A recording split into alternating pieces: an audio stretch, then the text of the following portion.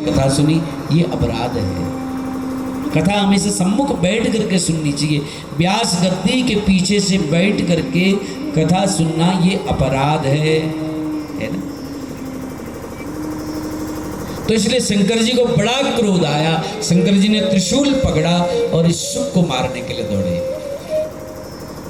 ये शुक भी भयभीत हुआ और शंकर जी को देख करके ये शुक उड़ने लगा।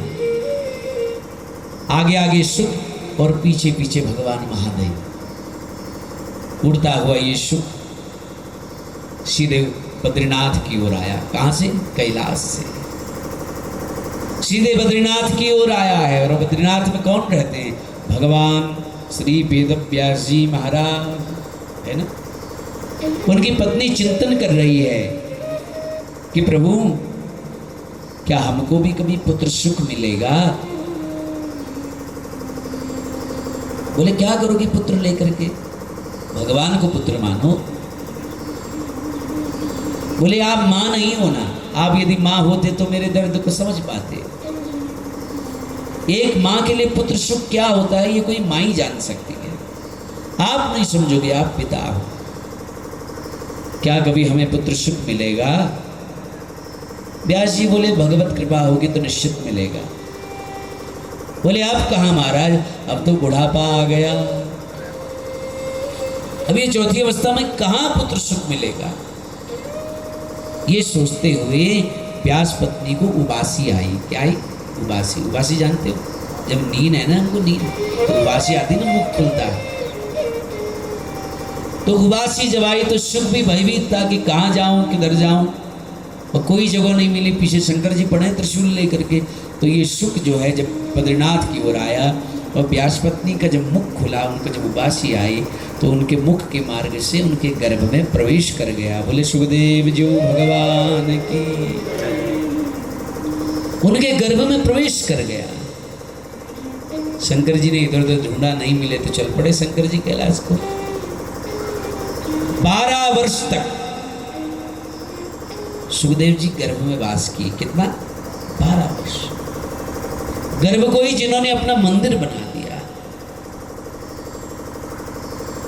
एक दिन व्यास जी की पत्नी बोली व्यास जी से, स्वामी मुझे लगता है मेरे गर्भ में बैठ करके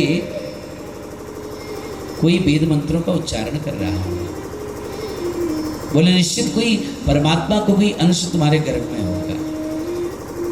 बोले लेकिन प्रभु वो बाहर आने का नाम ही नहीं लेता है। तब व्यास जी ने स्तुति करी कि बेटा तुम्हारी माँ को बड़ी तकलीफ होती है, जल्दी बाहर आओ। सुखदेव जी ने गर्भ से ही आवाज लगाई, पिताजी बाहर आते ही माया घेर लेती है, पकड़ लेती है। मुझे बाहर नहीं आना है, गर्भ में बड़ा आनंद है, बड़ा सुख है, बहुत आनंद है। व्यास जी बोले तुम्हें माया नहीं घेरेगी, बाहर आओ। बोले आप तो संसारी हो, आपकी बात का भरोसा कैसे करें? यदि ये बात स्वयं नारायण कहें तो मैं बाहर आऊं। तो भगवान नारायण को प्रकट होना पड़ा और भगवान नारायण आए हैं। और भगवान नारायण ने वचन दिया कि सुख तुम्हें कभी माया घेरेगी नहीं। इस शर्त में सुखदेव जी महाराज गर्भ से बाहर आए हैं। और जो ही गर्भ से बाहर आए हैं, बाहर आते ही सीधे जंगल की ओर चलने लगे। आपने कोई ऐसा बालक देखा संसार में जो गर्भ से बाहर आते ही सीधे जंगल की ओर चलने लगे? वन की ओर चलने लगे। व्यास जी उनके पीछे पीछे जा रहे हैं और सूत जी महाराज अपने मंगलाचरण में स्तुति कर रहे हैं